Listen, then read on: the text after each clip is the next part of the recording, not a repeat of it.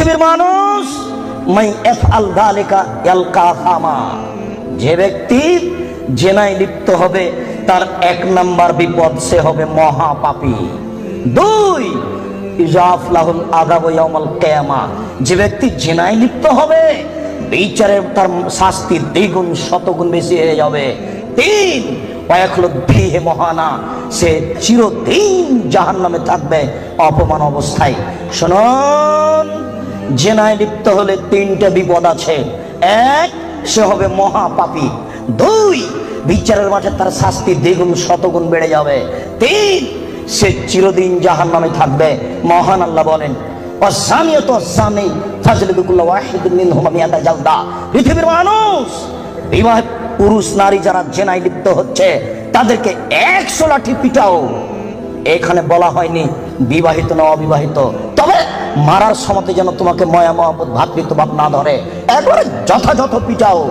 সম্মানিত উপস্থিতি, আল্লাহ তাআলা এই পর্যন্ত এখানে বলেছেন। আমি আপনাকে জেনার আলোচনা করতে গিয়ে প্রথমে আলোচনা করছি জেনার বিপদ। জেনা করলে মানুষের উপরে বিপদ আসবে। 1, অল্প বয়সে মরণ হবে, মহামারী হবে, কলেরা হবে। 2, এমন রোগ হবে যে রোগ বংশে ছিল না, যে রোগ ডাক্তার চিনে না, যে রোগ বংশে ছিল না, যে রোগ ডাক্তার চিনে না। শুনুন, জেনায় লিপ্ত যদি মানুষ হয় তাহলে অল্প বয়সে মরণ হবে, কলেরা হবে, মহামারী হবে। 3টা সমান 1টা। 2, এমন রোগ হবে যেটা বংশে ছিল না, যেটা ডাক্তার চিনে না। দেখুন, আব্দুল্লাহ ইবনে উমর রাদিয়াল্লাহু তাআলা আনহু বলেন, রাসূল সাল্লাল্লাহু আলাইহি সাল্লাম বলেছেন, লাম তাজহারিল ফাহিসাতু ফি কওমিন কাত্ত ইল্লা ফাসা ফিহিম আত-তাউন ওয়াল আওজা। যদি কোনো সম্প্রদায়ে জেনা ছড়িয়ে যায়, যেই সম্প্রদায়ে জেনা ছড়াবে তাদের উপরে 2টি বিপদ হবে। 1, তাউন, কলেরা, মহামারী। মহাজা, কলেরা তা, অল্প বয়সে মরণ তা। কথা কি বুঝতে পেরেছেন?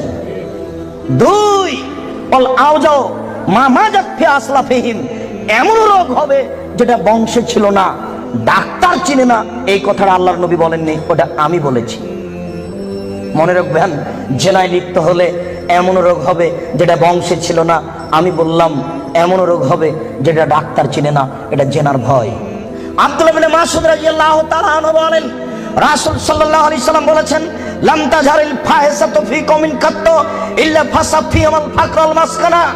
যখন কোন সম্প্রদায়ে জেনা প্রকাশ পাবে তখন তাদের উপরে দারিদ্রতা, নিঃস্বতা, ভিক্ষাবৃত্তি নেমে আসবে। তাকে একদিন না একদিন ভিক্ষুক হতেই হবে। কোটি টাকা ইনকাম করলে তার সংসারে সুবিধা আসবে না। বউ স্ত্রী পরকীয়া প্রেমে লিপ্ত, স্বামীও পরকীয়া প্রেমে লিপ্ত, দুইজন দুইজনকে গালি দেয়। সারাদিনে 3 কোটি টাকা ইনকাম করে আর রাত্রে এসে দুইজন মারামারি করে। বলেন এরা ভিক্ষুক কিনা? বলেন দেখি, এদের কি আছে জীবনে বলেন? একদিন টাকা শেষ হবেই। আমি অনুবাদক, 1450 বছর পূর্বে মুহাম্মদ সাল্লাল্লাহু আলাইহি ওয়াসাল্লাম বলেছেন, যেই সমাজে সুদ এবং জেনা প্রকাশ পাবে, যেই সমাজে সুদ এবং জেনা প্রকাশ পাবে, সেই সমাজের উপরে ভিক্ষাবৃত্তি নেমে আসবে। তাদের অর্থ সম্পদ ধ্বংস হবেই, তাকে একদিন না একদিন ভিক্ষুক হতে হবে। এটা জেনার প্রথম বিপদ। মুহাম্মদ সাল্লাল্লাহু আলাইহি ওয়াসাল্লাম বলেন, আমার উম্মত জেনাকে হালাল মনে করবে। মুহাম্মদ সাল্লাল্লাহু আলাইহি ওয়াসাল্লাম বলেন, আমার উম্মত জেনাকে হালাল মনে করবে। দুঃখজনক কথা, আমরা জেনাকে হালাল মনে করবে, এত বড় পাপকে। জি, আমির রাদিয়াল্লাহু তাআলা আনহু বলেন, রাসূল সাল্লাল্লাহু আলাইহি সাল্লাম বলেছেন, লা ইয়াকুনান্না ফি উম্মতি আকওয়াম ইস্তাহিলুনা হিরা ওয়াল হারিরা ওয়াল খামরা ওয়াল মাযিব। ওয়াচিরে আমার উম্মতে এমন মানুষ আসছে যারা রেশমি কাপড়কে হালাল মনে করবে, তাদের গায়ে থাকবে সিল্ক জাতীয় জামা, তাদের বাড়িতে থাকবে মখমল জাতীয় চাদর। আমার উম্মত রেশমি কাপড়কে হালাল মনে করবে। 2, আমার উম্মত জেনাকে হালাল মনে করবে। 3, আমার উম্মত মদকে হালাল মনে করবে। 4, আমার উম্মত বাদ্যযন্ত্রকে হালাল মনে করবে। সব দোকানেই টিভি, সব মোবাইলে বাদ্যযন্ত্র, কারোর কাছে এটার পাপের কাজ নয়। কেউ ভাবে না এটা পাপের কাজ। মুআয ইবনে জাবাল রাদিয়াল্লাহু তাআলা আনহু বলেন, রাসূল সাল্লাল্লাহু আলাইহি ওয়াসাল্লাম বলেছেন, নেতৃত্ব শুরু হয়েছে নবী দিয়ে, দয়া দিয়ে, তারপরে নেতৃত্ব হবে খলিফা দিয়ে, দয়া দিয়ে, তারপরে নেতৃত্ব হবে জোরজার মুল্লুকতার, তারপরে নেতৃত্ব হবে নেতা, হবেই হবে, সে যে কোনো মূল্যে তাকে হওয়াই লাগবে, যে কোনো মূল্যে। এই শ্রেণীর মানুষদের 5টা পাপের কাজ আছে। এক, ইস্তাহিলুনাল হারিরা, এরা রেশমি কাপড়কে হালাল মনে করবে। 2, আল ফুরুজা, এরা জেনাকে হালাল মনে করবে। এই বোকা ছেলে, তোমার নেতাকে তুমি চিনো? আর জেনার লাইন লেগে আছে, তুমি দেখো তদন্ত করে। আল্লাহ নবী বলেছেন, আমি অনুবাদক, এসব সমাজের নেতারা জেনাকে হালাল মনে করবে। 3, মদকে হালাল মনে করবে। 4, দিনাম-দিন এরা ধনী হয়ে যাবে, ধনী হওয়ার জন্য যে কোনো সাহায্য পাবে। আবু হুরায়রা রাদিয়াল্লাহু তাআলা আনহু বলেন, এতাহারাজুনা তাহারুজাল হিমারে, গাধা যেমন গাভীর সাথে মিলে লজ্জা বুঝে না, ষাঁড় যেমন গাভীর সাথে মিলে লজ্জা জানে না, আমার উম্মত খোলা মাঠে জেনা করবে, লজ্জা বুঝবে না। মুসলিম। গাধা যেমন গাধীর সাথে মিলে লজ্জা বুঝে না, ষাঁড় যেমন খোলা মাঠে মিলে লজ্জা জানে না, মানুষ তেমন খোলা মাঠে জেনা করবে, লজ্জা বুঝবে না। এটা আপনাকে আমি কি দিয়ে বুঝাই, আপনি নিজেই বুঝেন। এই ছেলে, রমনা পার্ক তোমার বাড়ির পাশে, তুমিও সেখানে যাও। ঢাকা বিশ্ববিদ্যালয় তোমার বাড়ির পাশে, তুমি সেখানে যাও। আর ওই কোথায় জিয়াউর রহমান সাহেব মারা গেলেন, হাড়হাড্ডি নিয়ে এসে সংসদ ভবনে পুঁতে দেওয়া হলো। শোনো, গোটা মাঠ হলো জেনার কারখানা। এই রাস্তা দিয়ে মিনিটে লক্ষ মানুষ হাঁটে। ওসি যান, দারোগা যান, চেয়ারম্যান যান, এমপি যান, মন্ত্রী যান, ডিসি যান, এডিসি যান, মিনিটে লক্ষ মানুষ যায়। দেখো তুমি এই রাস্তার উপরে যুবক যুবতীকে চেপে ধরে আছে, যুবক যুবতীর উরু রানের উপরে মাথা দিয়ে ঘুমিয়ে আছে। কেউ কিছু বলে না, বলা নাকি যায় না। কেউ কিছু বলে না, বলা নাকি যায় না, বলা নাকি অপরাধ। এই দেশে নাকি কেউ মানুষ নেই, সবাই নাকি পশু। পশু যদি না হয় তাহলে বলে না কেন? জবাব কে দেবে? কাপুরুষ। জবাব তোমাকেই দিতে হবে। কেউ কেন কিছু বলে না। আল্লাহ রাসূল বলেন, আলাইনানে তাজনিনে জিনা হুমান নাজর। এই ছেলে, 2 চোখের জিনা হচ্ছে চোখ দিয়ে দেখা। ওয়াল ওজনানে জিনা হুমাল ইস্তেমাও, 2 কানের জিনা হচ্ছে কান দিয়ে শোনা। ওয়াল ইয়াদ জিনা হাল বাতস, হাতের জিনা হচ্ছে হাত দিয়ে ধরা। আর রিজিল জিনা হাল মাসি, পায়ের জিনা হচ্ছে পা দিয়ে চলা। জেনাল কালব তাতামানা তাস্তাহি, অন্তরের জেনা হচ্ছে পরিকল্পনা করা। জেনাল লেসানে নুতক, জিহ্বার জেনা হচ্ছে কথা বলা। এগুলি সব জেনা। আমি অনুবাদক, হাদিস মুসলিম। এবার তুমি বাঁচো কি করে? এই ছেলে, তোমার মোবাইলে দিনরাত পতিতালয়ের মেয়ে নাচে। শোনো, আল্লাহ রাসূল বলেন, ইনাল মারাতা ইজাস্তাতারাত, যখন কোনো মহিলা সাজসজ্জা গ্রহণ করে, সাজগোজ করে। দেখো তুমি বিপদে পড়েছ, তোমার বোনও বিপদে পড়েছে। আমি অনুবাদক। তিনি বলেন, যখন কোনো মহিলা সাজসজ্জা করে, সাজগোজ করে, ঠোঁটে লিপস্টিক দেয়, পাউডার মাখে, তা মারাবে মাজলিসিন, তারপরে পুরুষের পাশ দিয়ে হেঁটে যায়, কেদা কেদা জানিয়ে ও ব্যভিচারণী, ও ব্যভিচারণী, ও ব্যভিচারণী। আমি অনুবাদক। 1450 বছর পূর্বে মুহাম্মদ সাল্লাল্লাহু আলাইহি ওয়াসাল্লাম কথা বলেছেন।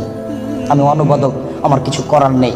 সম্মানিত উপস্থিতি, রাসূল সাল্লাল্লাহু আলাইহি ওয়াসাল্লাম বলেন, ইন্না মিম্মা তাখাওয়াফা আলা উম্মতি, আমার উম্মতের উপরে আমি সবচেয়ে যেটা বেশি ভয় করি, পৃথিবীর মানুষ, আমি বলে গেলাম মুহাম্মদ সাল্লাল্লাহু আলাইহি ওয়াসাল্লাম, আমার উম্মতের উপরে আমি সবচেয়ে যেটা বেশি ভয় করি, 1 নম্বর ভয় হচ্ছে আমার উম্মত জেনায় লিপ্ত হবে, এইটা আমার ভয়। 2, শাহাতুল খাফিয়া, আমার উম্মত গোপন পাপে লিপ্ত হবে, এইটা আমার ভয়। আমার উম্মত গোপন পাপে লিপ্ত হবে, এইটা আমার ভয়। ছেলে মেয়ে, যুবক যুবতী গোসলখানাতে ঢুকলেই পাপ করছে, একাই হলেই পাপ করছে। পুরুষ নারীর জন্য যে কত জেনার গোপন পাপের ব্যবস্থা হয়েছে, এখন হিসাব করা যায় না। এই ছেলে, তুমি আছো ঢাকা লালবাগে, আর তোমার বান্ধবী আছে লন্ডনে। 2 জন মিলে মোবাইলে গল্প করছো গোপনে। গল্প করতে করতে জামা কাপড় খুলতে লাগলে, খুলতে খুলতে খুলতে এখন 2 জনই উলঙ্গ। 2 জন 2 জনকে দেখতে পাচ্ছে। 2 জনের মধ্যে ব্যবধান হলো 5000 কিলোমিটার। অবাক গোপন পাপ, আশ্চর্য, অবাক। এই ছেলে, তুমি যখন থাকো না তখন তোমার মা মোবাইলে গোপন জেনা করে, প্রেমের গল্প করে। তোমার মা তাহাজ্জুদ পড়ে। এই ছেলে শোনো, তুমি আর তোমার মা যখন থাকে না তখন তোমার বোন মোবাইলে জেনার গল্প করে। মোবাইল মানে জেনা। আল্লাহ নবী 1450 বছর পূর্বে বলেছেন আমার উম্মত গোপন পাপে লিপ্ত হবে। 15 বছর পূর্বে এইভাবে গোপন পাপ মোবাইলে হতো না। 20 বছর পরে আরো গোপন পাপের কত পথ বের হবে তা আপনাকে আমি এখন ভাষায় বুঝাতে পারবো না। মুহাম্মদ সাল্লাল্লাহু আলাইহি ওয়াসাল্লাম বলেছেন আমার জীবনে বড় ভয়, 1 আমার উম্মত জিনায় লিপ্ত হবে, 2 আমার উম্মত গোপন পাপে লিপ্ত হবে। আপনাকে আমি কি দিয়ে বুঝাই সম্মানিত দিনী ভাই? মুহাম্মদ সাল্লাল্লাহু আলাইহি সাল্লাম বলেন রাত যখন অর্ধেক হয় তখন সমস্ত আকাশের দরজা খুলে দেয়। যে ব্যক্তি আল্লাহর কাছে প্রার্থনা করে তার প্রার্থনা কবুল হয়ে যায়। যে ব্যক্তি যা চায় আল্লাহ তাকে তাই দিয়ে দেন। যে ব্যক্তি বিপদে পড়ে বলে আল্লাহ আমাকে বাঁচাও, আল্লাহ তাকে বাঁচিয়ে দেন। ইল্লাল বাগিন বে ফারজেহা, যার জেনার সম্পর্ক আছে তার কথা কবুল হয় না। এই ছেলে শোনো, তুমি ম্যাট্রিক পরীক্ষা দিয়েছো, আল্লাহর কাছে প্রার্থনা করছো আল্লাহ আমার রেজাল্টটা ভালো করে দাও, আল্লাহ আমার রেজাল্টটা ভালো করে দাও, আমাকে গোল্ডেন দাও। আর তোমার মা তাহাজ্জুদ পড়ার পরে চোখের পানি ঝরিয়ে বলছে আল্লাহ আমার ছেলেটাকে একটা ভালো রেজাল্ট দাও, গোল্ডেন দিয়ে দাও আমার ছেলেকে। এইভাবে তোমার মা রাতের অন্ধকারে চোখের পানি অঝর নয়নে ঝরিয়ে কাঁদছে। তুমি যখন থাকো না তখন তোমার মা মোবাইলে প্রেমের গল্প করে। তোমার মা কিয়ামত পর্যন্ত কাঁদলেও তার কথা কবুল হবে না। আমি অনুবাদক, আমি বুঝাতে পারলাম না। অর্ধেক রাত হলে আকাশের দরজা কি হয়? খুলে দেওয়া হয়। যে যা চাই তাকে আল্লাহ তা দিয়ে দেন। যে যে বিষয়ে প্রার্থনা করে সেটা আল্লাহ কবুল করেন। যে কোনো বিপদে পড়েছে আল্লাহ তাকে উদ্ধার করেন। তবে যার জেনার সম্পর্ক আছে তার কথা আল্লাহ কবুল করেন না। আমি কি দিয়ে বুঝাই জেনা কত বড় বিপদ? আমি কি দিয়ে বোঝাই আপনাকে জেনা কত বড় বিপদ? যেটা ঘরে ঘরে হচ্ছে, যেখানে সেখানে হচ্ছে, যেটা মানুষের কাছে আজকে পাপে কাজ নয়। শোনো, মুনাফিকি করো না বক্তব্যের সাথে। এই ছেলে, তোমাকে আমি কঠিন ভাবে বলে যাচ্ছি, তুমি বক্তব্যের সাথে মুনাফিকি করো না। এখান থেকে উঠার আগে মোবাইলে যত মেয়ের নাম্বার আছে তুমি কেটে দিয়ে উঠবা। জিন্দগিতে কোনোদিন কোনো মেয়ের সাথে গল্প করো না। তোমার সাথে এ অংশে আমার জরুরি কথা আছে, তুমি একটু ধৈর্য ধারণ করো, একটু সামান্য একটু থামো। তোমার সাথে আমার আরো জরুরি কয়েকটি কথা আছে।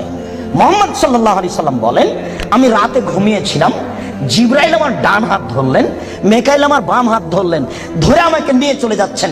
যেতে যেতে দেখি অনেক মানুষ আসাদু সাইনতে খাপান, ফুলে ফেফে বিশাল বিশাল আকৃতি ধারণ করে আছে।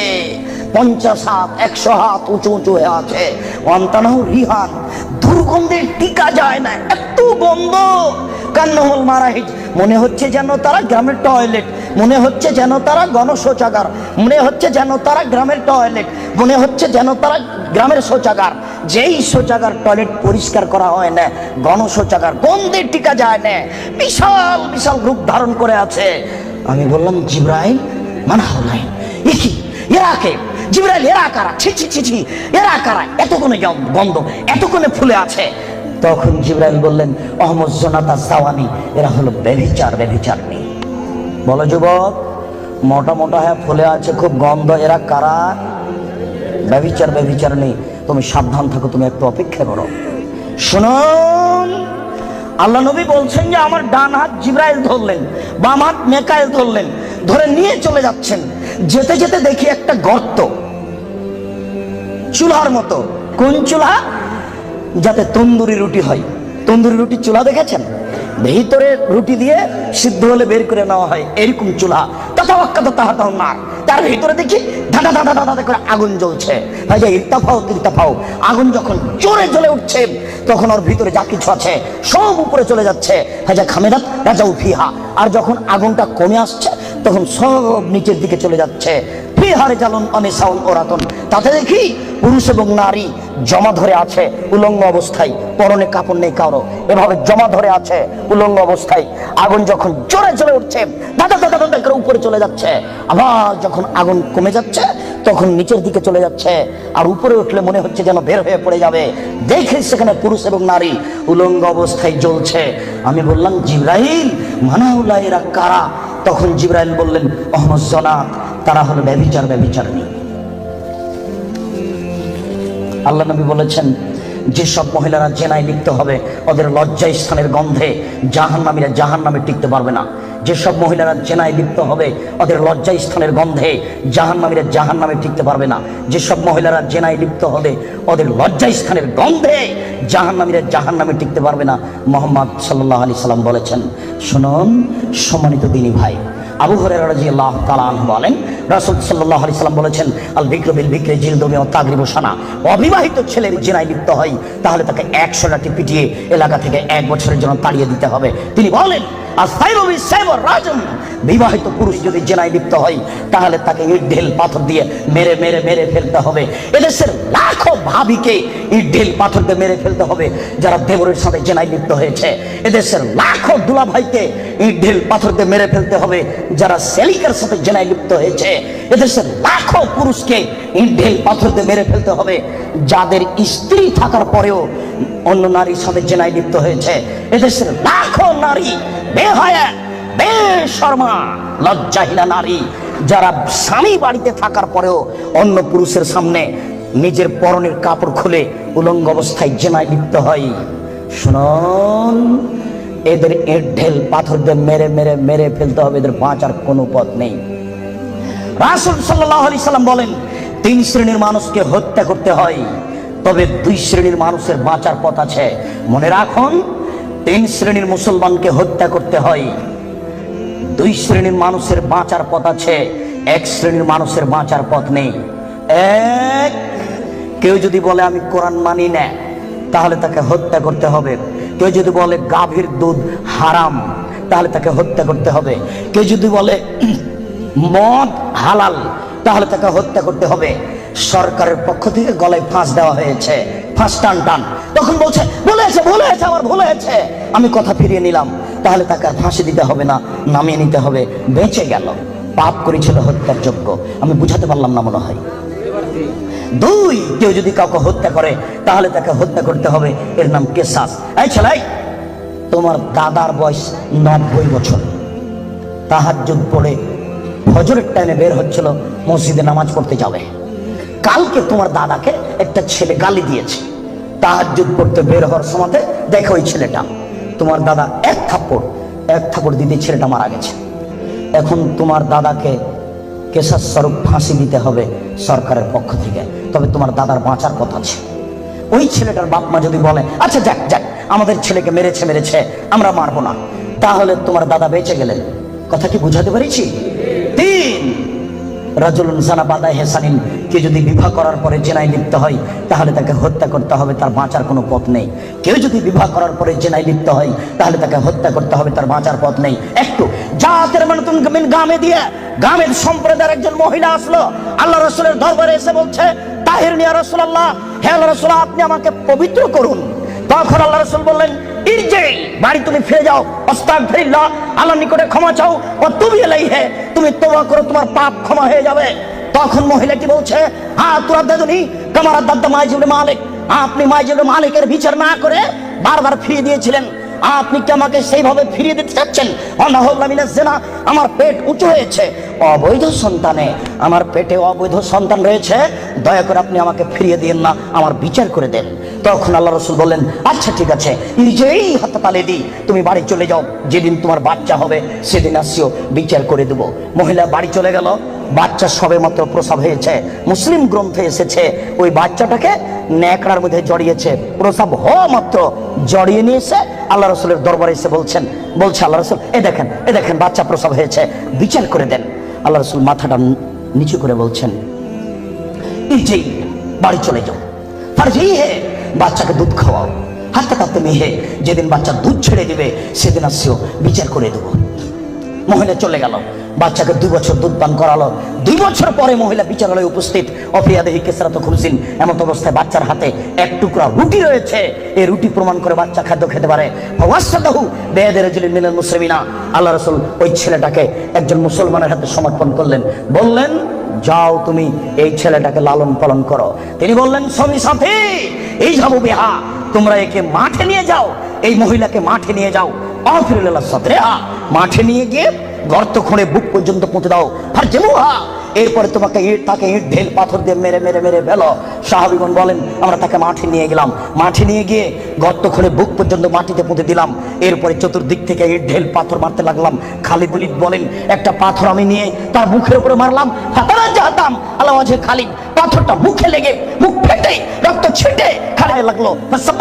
খালিদ গালি দিয়ে বসলেন, ছি ছি, একজন জেনাকারিনী মহিলার গায়ের রক্ত আমার গায়ে লাগলো, এরকম কিছু হবে? আল্লাহ রাসূল বললেন, মারে রে খালিদ, খালিদ তুমি গালি দিও না, লাগা তাওবা তাওবাতা লাউ তাওয়া সায়মাকসিন লা গফিরা লাহু।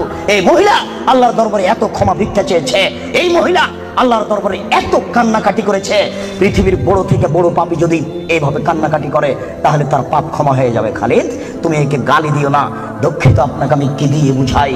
পৃথিবীর সবচেয়ে বড় পাওয়ারফুল মানুষ হচ্ছেন মুহাম্মদ সাল্লাল্লাহু আলাইহি সাল্লাম। পৃথিবীর ইতিহাসে এত বড় পাওয়ারফুল মানুষ কেউ জন্ম নেয়নি, কিয়ামত পর্যন্ত কেউ নিবে না। জান্নাতের গেটে বড় অক্ষরে লেখা আছে, সর্বপ্রথমে যিনি জান্নাতে প্রবেশ করবেন তিনি হলেন মুহাম্মদ সাল্লাল্লাহু আলাইহি সাল্লাম। জান্নাতের ভিতরে একটা ঘর আছে, সেই ঘরের ভিতর দিকে একজন ফেরেশতাকে দাঁড় করে রাখা হয়েছে, এখনো উপস্থিত। তাকে বলা হয়েছে কেউ যদি বাহির থেকে এসে ঠক ঠক করে শব্দ দেয়, কে যদি বাহির থেকে বলে মুহাম্মদ, তাহলে এই দরজা খুলে দিও, এই ঘর মোহাম্মদ ছাড়া কারোর জন্য খোলা হবে না। আপনাকে আমি কি দিয়ে বুঝাই মুহাম্মদ সাল্লাল্লাহু আলাইহি সাল্লাম কত বড় পাওয়ারফুল মানুষ? বিচারের মাঠে ইব্রাহিম আলাইহিস সালাম বলবেন, কাদ গাজিবা আলাইয়া রাব্বি, আমার প্রতিপালক আমার উপরে রাগ করেছেন, মা গাজিবা মিন কাবলা বাদ, আমার প্রতিপালক এইরকম রাগ পূর্বেও কোনোদিন করেননি, ভবিষ্যতেও কোনোদিন করবেন না। নাফসি নাফসি, আমার যে কি হয় তা আমি নিজেই বুঝি না। এইভাবে চিল্লাচিল্লি করবেন ইব্রাহিম আলাইহিস সালাম। আপনার হুজুরের কি হবে, পীর সাহেবের, আপনাকে আমি কি দিয়ে বুঝাই? শুনুন, ওই সময়তে মুহাম্মদ সাল্লাল্লাহু আলাইহি সাল্লাম সিজদায় পড়বেন, তখন আল্লাহ বলবেন, এই ফারাসাক সালতুতা আসেতু সাফা, মুহাম্মদ মাথা উঠান, বলেন যা বলবেন তাই মেনে নিব, যেই কথা বলবেন আমি সেই কথা গ্রহণ করব। আপনি মাথা উঠান না, আপনি বলেন না আমাকে কি বলছেন, আমি আল্লাহ, আপনি যা বলবেন তাই মেনে নিব।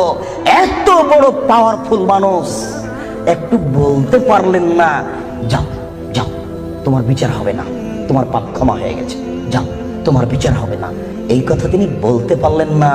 এত বড় পাওয়ারফুল মানুষ, তিনি খালি বললেন, খালিদ তুমি একে গালি দিও না, এত তওবা করেছে, এরকম তওবা যদি বড় থেকে বড় পাপী করে তাহলে তার পাপকে ক্ষমা করা হবে খালিদ, তার মানে এর পাপ ক্ষমা হয়ে গেছে।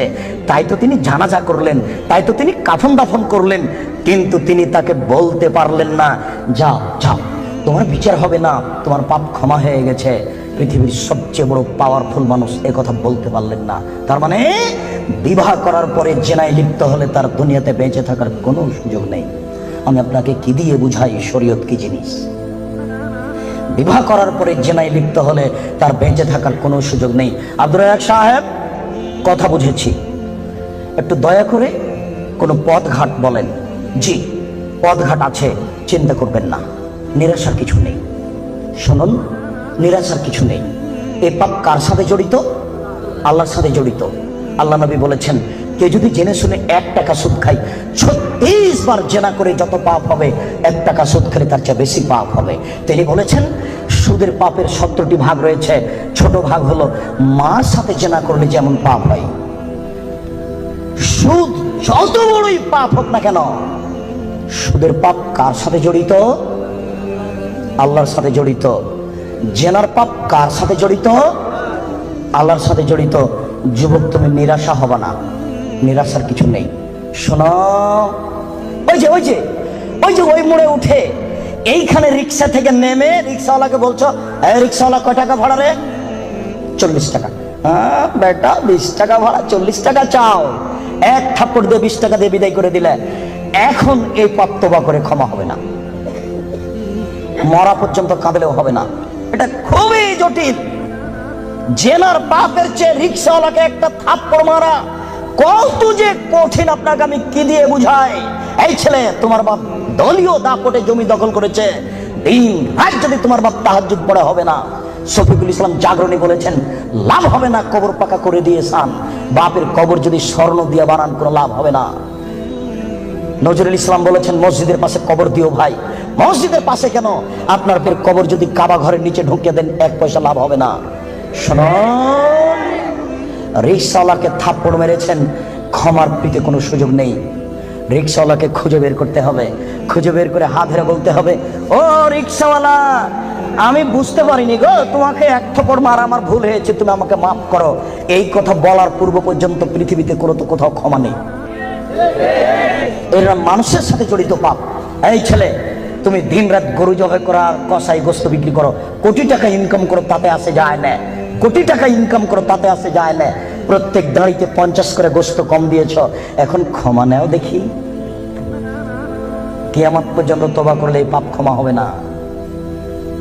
যে না যত বড়ই পাপ হোক না কেন, গোস্ত ঠকিয়ে বিক্রি করার চেয়ে ছোট, গোস্ত ঠকিয়ে বিক্রি করার চেয়ে অনেক বেশি বড় পাপ। এই ছেলে, তুমি তো শহরে প্রতারণা দিয়ে ব্যবসা করছো, এটার দাম কত? 1500। তুমি জানো যে এর দাম 300। আচ্ছা 300, তুমি 500 চাও। চলন্ত বাজার যদি আর 2000 টাকা হয় তবু জায়েজ। তুমি জেনে শুনে বললে 1500 টাকা, তার মানে তুমি প্রতারণা দিয়েছ। একদিনে যদি কোটি টাকা ইনকাম